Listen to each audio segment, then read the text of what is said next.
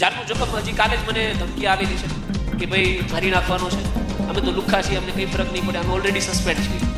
તો નમસ્કાર મિત્રો, ફરીવાર એક નવા વિડીયોમાં તમારું હાર્દિક સ્વાગત કરું. ત્યારે મિત્રો હાલમાં જ મેહુલ બોગરાને લઈને બીજા સૌથી મોટા એવા સમાચાર હાલમાં મળી રહ્યા છે કે ગઈકાલે સાંજે મિત્રો મેહુલ બોગરાને ખુલ્લેઆમ મિત્રો ધમકી આપવામાં આવી છે. અને આગળ વિડીયોમાં પણ મિત્રો તમે સાંભળી લીધું કે મેહુલ બોગરાના મોઢેથી મિત્રો કે મેહુલ બોગરા એવું બોલી રહ્યા છે કે ગઈકાલે સાંજે જ મને લુખ્ખી દાદાગીરી સાથે ધમકી આપવામાં આવી છે. અને મિત્રો જે સૌથી મોટામાં મોટી ધમકી આપવામાં આવી છે એવી પણ મિત્રો માહિતી મળી રહી છે.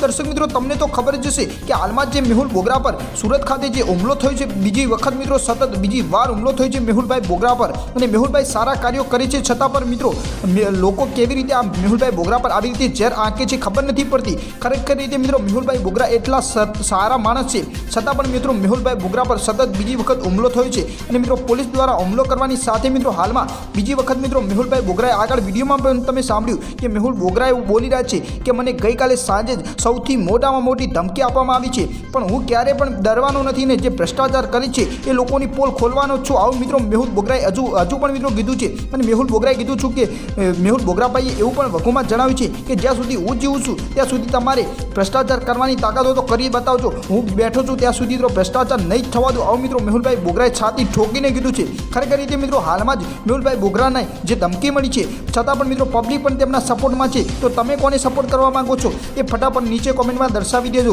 અને પછી વિડીયોને એક લાઇક કરી ચેનલ પર નવા હો તો તમારા ભાઈની ચેનલને સબસ્ક્રાઇબ કરી દેજો. જય હિન્દ મિત્રો, વંદે માતરમ.